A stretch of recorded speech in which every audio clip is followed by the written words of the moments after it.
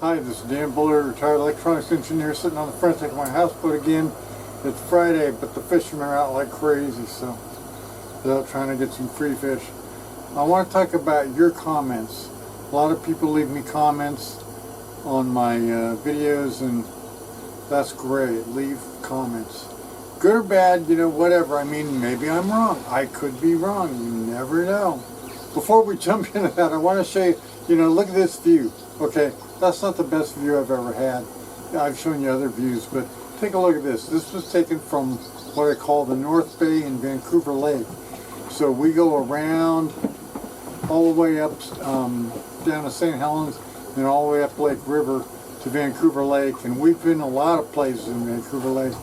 And we go to this place called North Bay, which is perfect because when we're in North Bay, we get our stern facing north, and that's great because what happens is the wind comes out of the north, there's almost no fetch, so the wind can blow as hard as it wants, it'll blow right over us, and we have this beautiful view, and we have an eagle. They like to hang out there, so we get this great view of this eagle and stuff. It's great.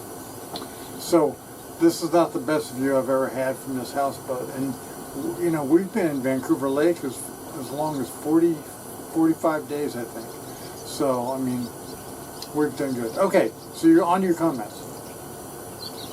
I really appreciate you watching my videos, and I appreciate your comments. Here's one that was really good on the validity of the Buller harmonic solution. Dan, you're a genius. Thank God I found you. Okay, I appreciate that. I really do. Maybe I'm a genius, maybe not. Who knows? But I'm doing my best, and I think I am. But I won't be recognized. I guarantee you, I won't be recognized by many people. Another one on Obsessive Audio said the Buller harmonic solution makes sense. The fact that the clip wave and the missing chunk have the same harmonic profile makes sense because both examples have the same phase angle. Exactly. That's Law 4, if you remember Law 4. The fact that the missing piece, if you do an FFT on the missing piece, it has the same harmonic signature. He called it harmonic profile there. And that's a beautiful way of putting it, the harmonic profile. He tried to do it with a plug-in. He's trying to figure out if you should just buy Excel. I'm not trying to sell you Excel, use whatever you can use. I use Excel because it was available to me, and I had done FFTs in Excel before. I did them, I relearned how to do them when I was at Tektronix, and Tin Lam taught me how to do it, or taught me that they could be done in Excel, and I swear to God, this is amazing. Tin Lam was a brilliant guy, brilliant. Well, I don't know if he's still around, but brilliant guy, and he would do a capture with the STS 3000. I sold him an STS 3000. I rode in the elevator up to the second floor with his STS 3000. So that's the only way we could get up to the second floor. He wanted to carry it up the stairs. I'm like, no way, Tin, no way. I'm not doing that. So I rode up in the elevator with it, but we got it up there and got it plugged in. It was a funny thing because he had a lab. We were going to put it in the lab, but it wouldn't fit through the door because it was a single wide door with a double door between the two labs. So we couldn't get in there, so they put it next to the copying machine. It was funny as hell. But eventually I think they did get it in there. But Tin showed me how to do that, and my hat's off to Tin. He's brilliant. As much as I've taught other people, Tin taught me that much and more. I really appreciate that, and I really appreciate you guys teaching me things with these comments. So Law 4, absolutely. And use Excel or use whatever you can get your hands on, whatever works for you. And for me, it's Excel. It was Excel. I don't use it anymore because my PC died and my Mac, I had another Mac die, so I'm like, oh. Okay, this one was a good one. Russian name. Can't pronounce it. Dan, I'm trying to get law number 5. What if the phase of the harmonic is distorted by group delay, which is what usually happens in analog change? This is not related to the fundamental and the phases are shifted. How do we know it's a harmonic? That's a good question. And so I said, yes, it could absolutely happen, in which case you could measure the group delay for that frequency. And what I did was I wrote an article, and I talk about it here, Achieving Perfection. It's an article on LinkedIn I call Achieving Perfection. And by the way, I expect my LinkedIn articles to stick around for a while, but I can't be sure my webpage will even stick around. I got this warning on my webpage. Google decided that when I interrogated your computer, whether it was a Mac or a PC or a Linux box, that I was doing some kind of a phishing thing. No, I wasn't doing a phishing. I was trying to find out if you had a Mac or a PC so I could do my little animated GIFs in there.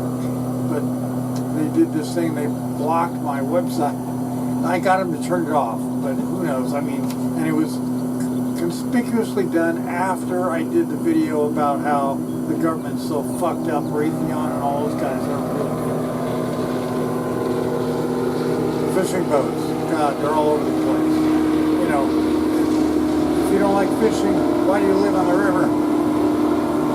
I live on the river because I love the river. And when I was in Australia, I used to fish and I catch huge fish. I mean, I would catch fish that are taller than me.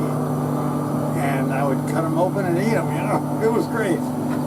Anyway, Achieving Perfection was a really cool little article that I wrote. And what I did was, I admit absolutely that Boyd Laws of Harmonics number 5 really can't be seen in real life because 0, 90, 180, 270, that's the phase of the harmonics. But good luck capturing a waveform without a phase offset because even if you use a Next Test or a Lightning or Audio Precision or Applicos, you're going to be off a little tiny bit. A little tiny bit. It doesn't matter how much. And so, even if you're off a little bit, it'll propagate. But in Achieving Perfection, I show you the Excel, and you can convert it to whatever, C or Pascal or Java or whatever. I show you how to calculate the phase, recalculate it back to normal phases.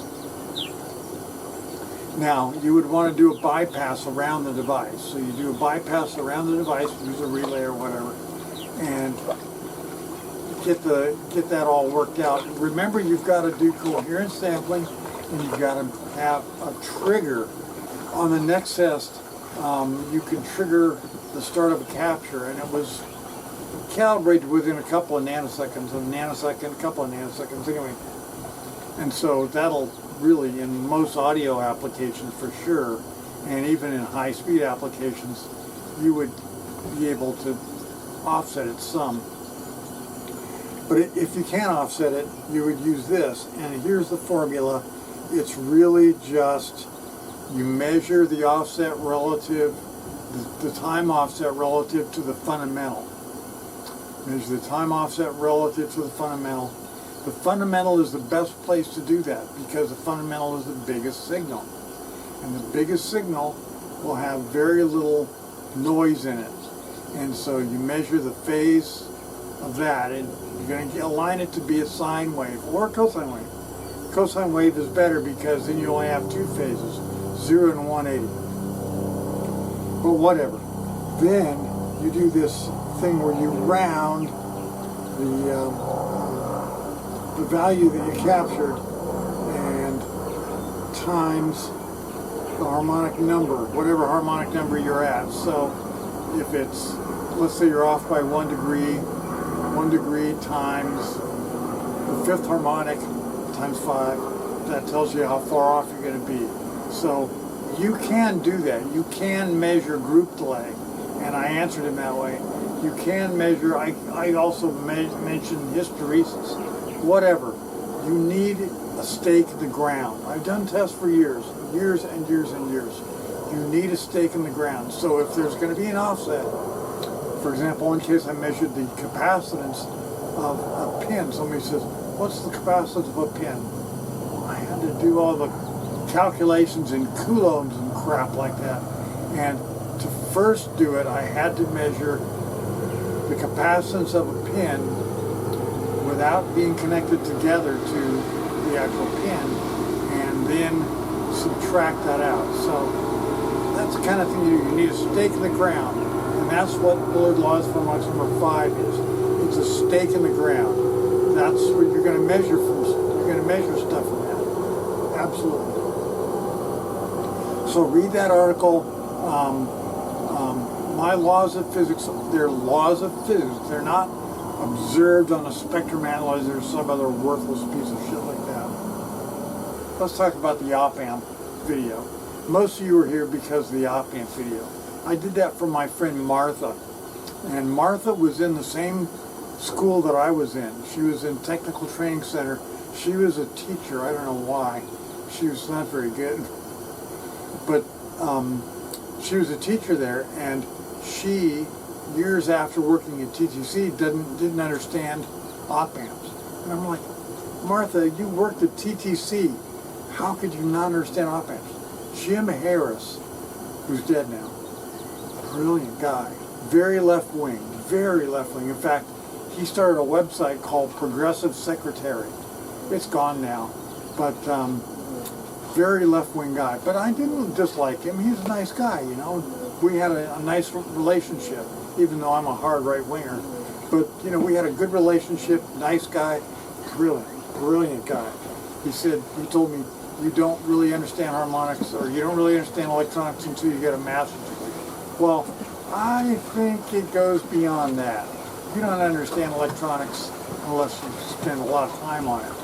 And Jim Harris, he was brilliant, and that was, the op-amp thing was his. That was his baby.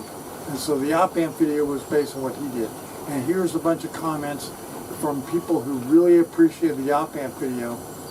And I did that for Martha, and Martha was applying for a job at GE in Reno, Nevada, and she got the job. She got the job because of that video. So I want you to learn that video, study that video, learn how to do it. The equivalent thing, when the two inputs are not the same voltage, that means that the output cannot force the positive input or the negative input to get to the right voltage. So that happens a lot. And you know, usually you're in there with a voltmeter trying to troubleshoot those kind of situations. So I got some really good comments on that, and a lot of you guys who are subscribing are subscribing because of that video. So I appreciate it. I know harmonics is a lot beyond, it's way beyond the op-amp video, but I'm sorry about that. You know, I mean, that's what I'm interested in. Op-amps, you know, unless I'm talking about Raytheon fucking up and like they don't know how to test op-amps, I'm not really that interested in op-amps. I mean, I did op-amps years ago, and when I was at Tektronix, now I was in my 50s by then. I joined Tektronix, and they were testing an op-amp. Raytheon and Tektronix was testing an op-amp. I'm like, oh, cool, let me know if you need any trouble. And they didn't ask me. And I'm like, oh my God, if you need some help, I can help you. Oh my God, they never did. They finally did in the end. After 10 years of work on it, I got in there and fixed it in 2 days. So, you know, I mean, if you don't understand op-amps, you got no business being in electronics. You got no business being in electronics. Op-amps are number one. I mean, if you don't understand transistors, that's fine. You know, beta and all that crap, collector current, if you don't understand that, that's fine. But if you don't understand op-amps, you've got no business being in electronics. And before I got started, I was working at a company called Bay Valley Tech. Right after I got out of the Navy, I got a job from Bay Valley Tech for $18,000 a year. And I was teaching electronics to people who were just getting started in the business. And I didn't know. I mean, I worked in the Navy, but I didn't really understand op-amps or any of that stuff. But I was really, really good at it. And so I was so good at it that they put me in charge of a guy he's a paying customer. He paid them cash so that he could get a degree, an associate's degree in electronics. and he couldn't understand op amps at all. And so I worked on them, and they taught them as differential amplifiers. They didn't use the Jim Harris method. I did later, but when I was teaching this guy, he couldn't get it. He couldn't get it. He couldn't understand it. And I worked on him for like 6 weeks or something. Couldn't get it. He couldn't get it. And so they had to refund his money and send him on his way. Terrible, terrible. But when I went to Jim Harris, because Jim Harris said, I'll give you $20,000. I said, okay. And I went over there and worked for Jim Harris, and I learned Jim Harris's way of teaching op amps. And that's the way to do it. So you got to understand op amps first. Okay, that got Martha a job. Hopefully it gets you a job too. Okay, I don't want to dwell on Tony Stewart, but he's just such a jerk. You know, he went to, I sent him to a link for my video where I talked about aliasing, and I'm crazy about aliasing. If you would call me a one-trick pony before I got into harmonics, aliasing was my one trick. And so I was a one-trick pony on aliasing. And I understood how you could use aliasing to measure, for example, on telephone codecs. You could measure like a 47 kilohertz waveform using an 8 kilohertz sample rate. How do you do that? Well, you let it alias, you know, and that's what Matt Mahoney did. That was one of his tricks, or somebody in his group, I don't know. But we use aliasing all the time. I use aliasing for all kinds of stuff. But that one was really special because I got published. I got the cover of Test and Measurement World, and that one was big because you could go over 1/2 the sample rate. But mine goes, I mean, Jesus, I could sample with a 1 hertz rate. I could sample 10 gigahertz all the way to 1 hertz. I could do that. And they can't. Oh, look at that. Big ass shot. So you could do that, but Nyquist never said you could do that.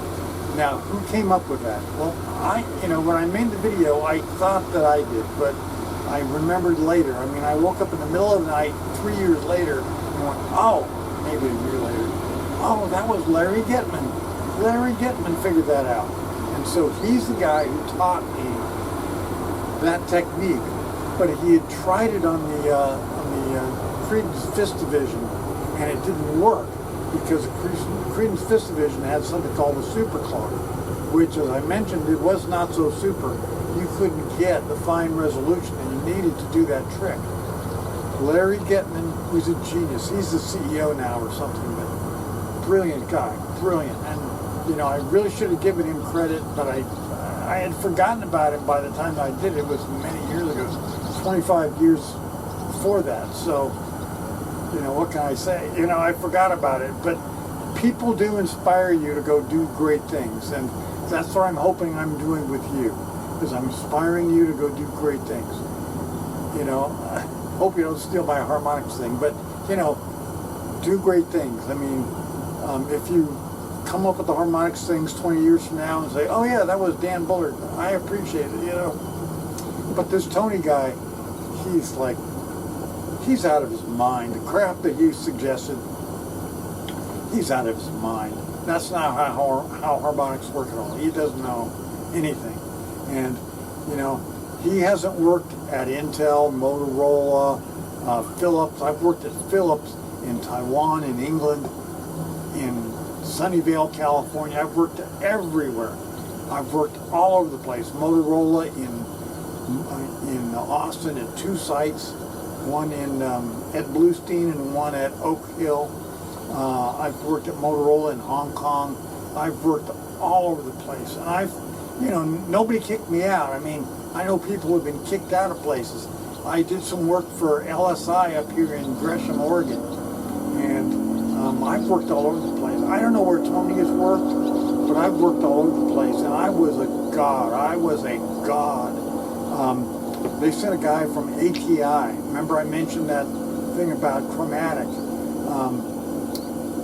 Chromatic was acquired by ATI, which did graphics chips, graphics accelerators for PCs and Macs. And that's a Canadian company, eh? Okay, I love Canadians. I did work early on. I did work for Northern Telecom in Ottawa, and I went up there, and they had Irish coffee in the coffee pot, and you could get that any time of day. They had beer. You could get a beer anytime you wanted. I won't say the Canadians are drunk, but they certainly they didn't get a lot done compared to what I did. But some of the brightest guys I know were from Genum, which was a company somewhere up in Canada, and they sent guys down to my training here in Portland, and brilliant guys. One of the guys wanted to do something that I had never done, and he was really disappointed that I didn't know how to do it because I was his instructor. So what did I do? Well, I went and talked to Daver. Daver knows how to do that. So I had Daver give a class on how to do that. I got a good review on that guy. And Daver got to teach a class. It was great. And yes, he's real. He's not imaginary. So I've been all over the world. I've been to ITT in Freiburg, Germany. I've done work for, I did a class, and I didn't even know about this. I did a class in Germany. My first time in Germany, I did a class for a bunch of guys. Two of them had master's degrees, two of them had PhDs, and the rest of the class, they had master's degrees. I don't think I had any guys with bachelor's degrees. So I had two guys with PhDs. I gave this class, and I was fairly new on mixed signal. And I gave this class, and years later I found out that Bruno Fry, the head of the operation there, he found out, and Dave Ranhoff, who became the president of Credence at some point, he got feedback from the customers, German customers, PhDs, who said they really, really liked my training. And I never understood why Dave Ranhoff liked me, and he tried to advance me in my career. It was because those guys at Bosch and all these other companies in Germany thought that I was a good trainer and thought that I knew what I was talking about when it came to mixed signal. And like I said, I was relatively new to mixed signal, so I must have done a pretty good job. But I've been all over the world. I've worked for everybody. I've worked for Motorola. I've worked for Philips. I've worked for Intel. I've worked for everybody. And I've been to their sites. I've worked there and stood there and answered questions and, and solved problems. And the guys at Analog Devices in Ireland, I worked at Analog Devices in Ireland, and they came up with this crazy thing they wanted me to do, so I did it for them. Even after I returned to the States, I did it for them, and it turned out to be a great thing for me, for me to learn. And I want you to do that. Get the job you want, or get a job a little lower, and then challenge yourself. Do what the customer wants you to do. Do what the boss wants you to do. Whatever they want you to do, do it. They're trying to lead you down the path to make the customer happy. And make the customer happy, whatever it takes. Don't listen to this Tony guy, okay? He doesn't know what he's talking about. He's a Canadian, and, he's like Bob and Doug. And I'll tell you what, one of my most popular videos I did before Bob and Doug got on that Dragon capsule and went to the space station, and that was Bob and Doug McKenzie. And, I love Canadians. I think Canadians are great, Captain Kirk was a Canadian, But Tony, sorry Tony, I know how to do aliasing. I did aliasing. I know what you're talking about. You're full of crap. He doesn't like me. He just doesn't like me. That's okay. I called him out on carpet. Anyway, let's not go negative. I want you to be successful in your career. Get ahead. Get rich. Get filthy fucking rich. And I hope I can help you. Okay? So once again, from the river, this is Dan Bullard. See ya.